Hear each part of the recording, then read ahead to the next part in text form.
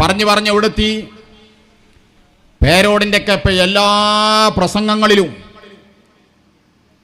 ഉമർ മൗലവിയെയാണ് നമ്മൾ കാണുന്നത്. അയാളുടെ നാവ് ഉമർ മൗലവിയുടെ നാവ്. എന്താ പറയണത്? പനിയുണ്ടായാൽ നമ്മൾ ഗുളിക കുടിക്കും, ഒരു പാരാസിറ്റമോൾ. ഒരു വയറുവേദന ഉണ്ടായാൽ നമ്മൾ ഒരു അരിഷ്ടം കുടിക്കും. രോഗം മാറാൻ നിമിത്തമാണ് അരിഷ്ടം എന്നതുപോലെ രോഗം മാറാൻ നിമിത്തമാണ് അമ്പിയാക്കൾ, ഔലിയാക്കൾ. ഷെയ്ഖ് ജീലാനി ഒരു നിമിത്തമാണ്, ഹബീബായ റസൂലുള്ളാഹ് ഒരു നിമിത്തമാണ്, പാരാസിറ്റമോൾ ഒരു നിമിത്തമാണ്, ഡോക്ടർ ഒരു നിമിത്തമാണ്. അങ്ങനെ എല്ലാം ഫിസിയോതെറാപ്പി ഇതൊക്കെ ഒരു നിമിത്തമാണ്.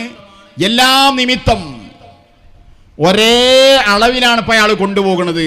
പറഞ്ഞു കൊടുത്തി ഒന്നായിട്ട് അടുപ്പിലുണ്ടായി. ഷെയ്ഖ് വരെ ഉമർ മൗലവിയായി. മാത്രമല്ല അവിടെ അവിടും തിരൂല.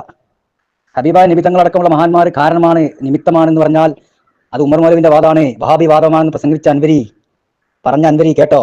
എന്നാൽ അടുത്ത ഉമർ മൗലവിനെ ഞാൻ ഹാജരാക്കുന്നുണ്ട്. മറുപടി പറയും. ഇതെന്താ മനസ്സിലാക്കിയത്? ഇത് കാന്തപുരത്തിന്റെ മക്കളാ, മനസ്സിലായോ? കണ്ടോ, കണ്ണു തുറന്ന് കണ്ടോ? അടുത്ത പ്രസംഗത്തിൽ പറയും ധൈര്യം ഉണ്ടെങ്കിൽ.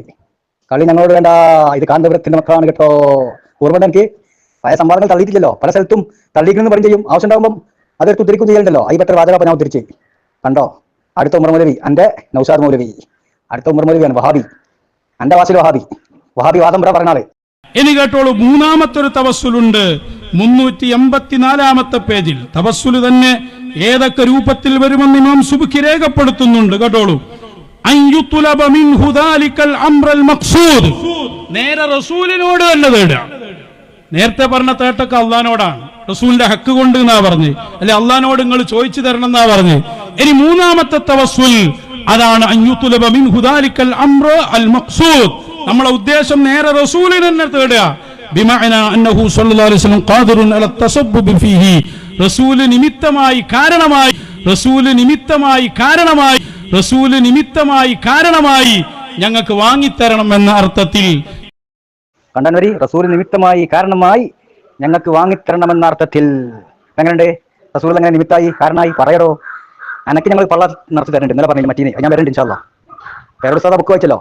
ആ ബുക്ക് വായിച്ചപ്പം വ്യാജ ത്വരീഖത്തേരനാണെന്ന് പറഞ്ഞപ്പോഴേ അത് വ്യാജ ത്വരീഖത്തേരനല്ല, അത് ഖാദിയാന്റെ മാതിരി നുബുവത്ത് വാദിച്ച ആളാണ് എന്ന് പറഞ്ഞ് പച്ച കള്ളം പറഞ്ഞിട്ടില്ലോ. ജെ എൻ്റെ കളവൊക്കെ പൊളിച്ചടക്കി തരാം കേട്ടോ. എന്താ വിചാരിച്ചേ? ഇതൊന്നും നമുക്കൊരു മണ്ണാങ്കട്ടിയില്ല കയ്യേ, ഒരു ചുക്കുമല്ല. എത്ര ഉസ്താമാരും കയ്യേ ഇമാരി സ്റ്റേജ് മേക്കറി പച്ച നോണാറിയുമ്പോൾ ആലോചിച്ചേ. ഒരു പഠിച്ചിട്ട് പറയണ്ടേ മോൻ്റെ ഞാൻ ചങ്ങായിൻ്റെ പ്രസംഗം കിട്ടണോ? ഞാൻ ഓരോ ക്ലിപ്പ് ഹാജരാക്കി തരാം. അയാൾ വ്യാജ ത്വരീഖത്തുകാരനാണ്. ഈ സമ്മതിക്കുന്ന അയാൾ പറ്റാന്നുള്ളൂ കേട്ടോ. നിങ്ങളുടെ വാദം എന്താ? വ്യാജ ത്വരീഖത്തിൽ ഇല്ല എന്നാണ്. അപ്പം എന്തായി? അത് അള്ളാഹുവിലേക്കുള്ള വഴിയിലേക്ക്, ഹക്കായ വഴിയിലേക്ക് വഴി നടത്തുന്ന ആളുകളാണ് എല്ലാ ത്വരീഖത്തും. വ്യാജ ത്വരീഖത്തിന് സംഭവം തന്നെയല്ലോ, കള്ള ത്വരീഖത്തിന് സംഭവം തന്നെയല്ലോ. അയാൾ തെറ്റതാണെന്ന് പറഞ്ഞു. ഞങ്ങൾ അയാൾ വ്യാജ ത്വരീഖത്താന്ന് സമർപ്പിച്ചാൽ, ഓലെ കൊണ്ട് പറയിപ്പിച്ചാൽ എന്തായി? നിങ്ങളെ കൂട്ടാ, മനസ്സിലായോ? നിങ്ങളെ പോലെ പേച്ച ടീമാണ്, ഒരു തർക്കമില്ല. ഒപ്പം കൂട്ടിക്കോ. നിങ്ങളെന്താണോ പറഞ്ഞത് അതൊക്കെ ഓരും പറയണ്ടേ, മനസ്സിലായോ? ഞാൻ കാണിച്ചാൽ ഞാൻ ഇതിൻ്റെ പണികളല്ലേ, അതിന് മുമ്പ് ഇപ്പോഴത്തെ കാണിച്ചത്.